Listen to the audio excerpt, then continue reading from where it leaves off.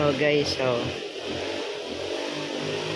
ito ang paraan ng pagwawalis. Dami kasing ano dito eh. Puno. So yan, ganyan na lang po ang kanilang ginagawa.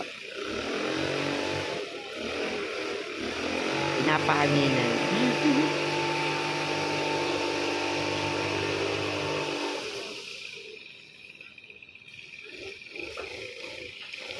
So, ngayon ay foundation. So, nag-iintay na lang po kami matapos yung mass.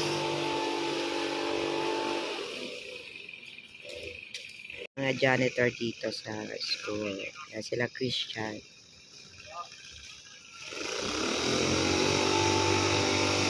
Okay, mamaya, putubot mamaya. Yan. Kailangan malinis na dito.